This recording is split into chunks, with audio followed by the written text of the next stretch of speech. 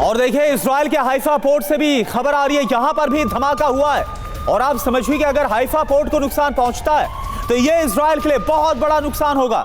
Iran ने शाही drone से यहां पर हमला किया है इजराइल के हाइफा पोर्ट तक, जो रणनीतिक तौर पर स्ट्रेटेजिकली बहुत ज्यादा मायने रखता है इजराइल के लिए। यहां पर हमला किया गया है, शाही ड्रोन का इस्तेमाल किया गया। ये देखिए आप तस्वीरें आपके सामने, और ये देखिए आप फिर आपको एक बड़ा धमाका नजर आता है। आप समझिए कि अगर हाइफा पोर्ट को ईरान नुकसान पहुंचा देता है तो ये इजराइल के लिए भी एक बहुत बड़ा नुकसान हो जाएगा। तो तस्वीरें इस वक्त आपके सामने है।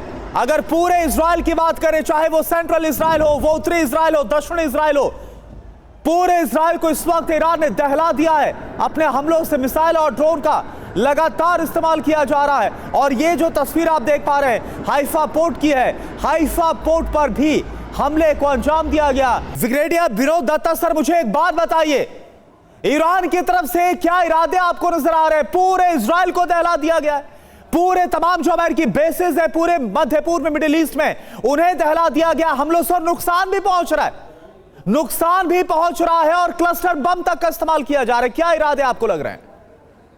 देखिए, ईरान के लिए ये वजूद की लड़ाई है, और जो इस्लामिक रजीम है उसको जितना बड़ा धक्का लगा है खमनेई की मौत से, या उनकी जो मिलिट्री लीडरशिप का जिस तरह से खात्मा किया गया है, तो ईरान के पास कोई बहुत ज्यादा विकल्प नहीं है। और वैसे भी ईरान के पास कुछ खोने के लिए है नहीं, क्योंकि अगर इस्लामिक रजीम चेंज हो जाती है तो जितने भी इस्लामिक रजीम के सपोर्टर्स थे उनको जो भी सरकार वहां आती है वो उनको चुन चुन के जेलों में भरेगी और उनके मतलब उनका खात्मा करेगी।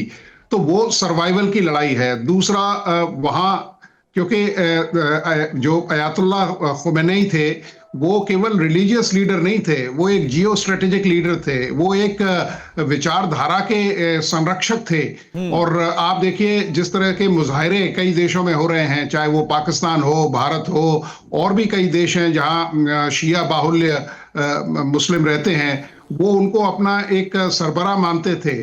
तो इन सब चीजों को देखते हुए मतलब ईरान अपना जो लास्ट डिच एफर्ट है वो ये चाहेगा कि अमेरिकन बेसिस को जितना भी नुकसान पहुंचाया जा सके वो पहुंचाए। अभी आप देखिए हिजबुल्लाह की एंट्री हो चुकी है, जो उसके प्रॉक्सीज हैं उनको वो जो मतलब ईरान की एक्सटेंडेड आर्म है उनको वो ऑगमेंट करेगा, उनको वो आर्म करेगा कि आप इजराइल के ऊपर इस तरह के हमले करें, जिससे इजराइल का जो अटेंशन है या उसकी जो ताकत है उसका फ्रेगमेंटेड एप्लीकेशन हो, जिससे कि ईरान की तरफ उनकी जो तवज्जो है वो कम हो। रही बात अमेरिका की, अमेरिका के पास काफी असला है, काफी रिसोर्सेज हैं, काफी रीच है, तो वो ये चाहेगा कि जो भी कम्युनिकेशन सेंटर्स हैं, जो भी आपके इलेक्ट्रॉनिक मीडिया है, जहां से भी जन आवाम के साथ कनेक्ट हुआ जा सकता है, वो उसको खत्म करने की कोशिश करेगा। और जो नई लीडरशिप आई है उसको भी इजराइल टारगेट करने की कोशिश करेगा, जिससे कि वहां कंफ्यूजन की स्थिति पैदा हो। लेकिन जिस तरह से देखिए जो मस्जिद है मतलब उसके ऊपर रेड फ्लैग फ्लाई कर दिया गया है, ये आह्वान है लोगों से कि साहब आप राष्ट्रीय इस संकट के वक्त पे आप इकट्ठे होइए और देश के लिए लड़िए। आप देखिए किस तरह से यूएई में नुकसान पहुंचाया गया है। तो ये केवल मतलब अमेरिका का ही लॉस नहीं है, जो बाकी के जो गल्फ कंट्रीज है या जो अरब कंट्रीज हैं उनके लिए भी ईरान एक